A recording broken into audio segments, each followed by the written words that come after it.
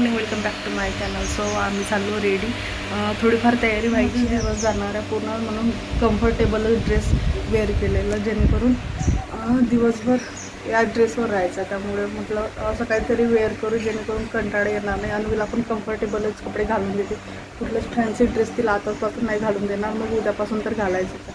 So चला बघू आता समोर जे पण काही अपडेट राहील ट्रॅव्हलिंगचं ते तुम्हाला व्हिडिओमध्ये बघायला मिळेल।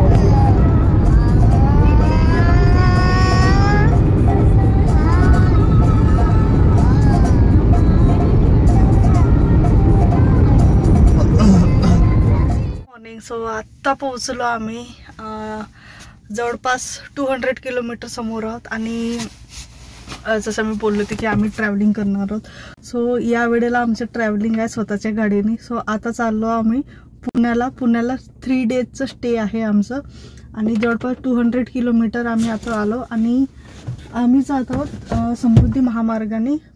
आधी खूप डेव्हलप नव्हतं, जवळपास एप्रिल महिन्यात आम्ही या मार्गाने शेगावला गेलो होतो त्यावेळेला, पण आता मधामधात नाश्ता पॉईंट झालेत आणि पेट्रोल पंप झालेले आहेत। हो बघू आता इथं नाश्त्यामध्ये काय काय मिळत आहे तसं।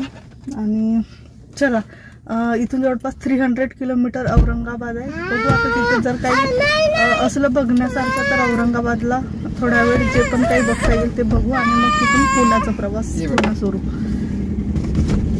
ॲक्च्युली आमचं फर्स्ट टाइम आहे, आम्ही स्वतःच्या गाडीने एवढं लांब ट्रॅव्हल करत आहोत आणि इथून जवळपास मला वाटते 700-750 किलोमीटर असेल पुणे. 600 बहुतेक 600-650 काहीतरी असं आहे. आणि जवळपास 9 ते 10 तासाचं रन आहे जर 4 व्हीलरने आपण गेलो तर. आणि थोडंसं मागच्या वेळेला आम्ही याच ड्युरेशनमध्ये उटी साईडला गेलेलो. सो आता पण पुण्याला जायचं कारण म्हणजे मागच्या वर्षी जसं बँगलोरला ज्याचं कॉन्फरन्स होतं तसं पुण्याला कॉन्फरन्स आहे 3 डेजचं. त्यानंतर समोरचं प्लॅनिंग आहे. जे पण काही समोरची प्रवास आहे ते तुम्हाला माहीत होईल. आपला समृद्धी महामार्ग हा जातो आता डायरेक्ट औरंगाबादला. इथून जवळपास 300 किलोमीटरचं डिस्टन्स आहे. आणि आधी तर काहीच नव्हतं इथे, पण आता मधात पेट्रोल पंप बनलेले आहेत असे. आणि पेट्रोल पंपला लागून असं दक्षिण भारतचं आहे. मला वाटतं हे गव्हर्नमेंटचंच आहे कारण याच्या आधी पण 2 की 1 तरी पेट्रोल पंप गेलं हो. तर सेम लिहिलेलं होतं आणि सेम याचं जे स्ट्रक्चर दिसतंय ते सेम शॉप होतं. तर मे बी हे गव्हर्नमेंटचंच असणार. आणि बरं झालं मधात आहे कारण आधी कुठे जोपर्यंत रोड संपत नाही तोपर्यंत कुठलंच स्टॉप नव्हतं आधी. सो हे मधात एक म्हणजे ऑलमोस्ट सगळंच नाश्त्याचं इथे मिळून जातं. चहापासून तर थालीसुद्धा आहे इथे. जेवणाची पण सुविधा अवेलेबल आहे. नॉर्मल आहे, प्रीमियम आणि महाथाली. नाश्त्यापासून तर जेवणापर्यंत सगळंच अवेलेबल आहे.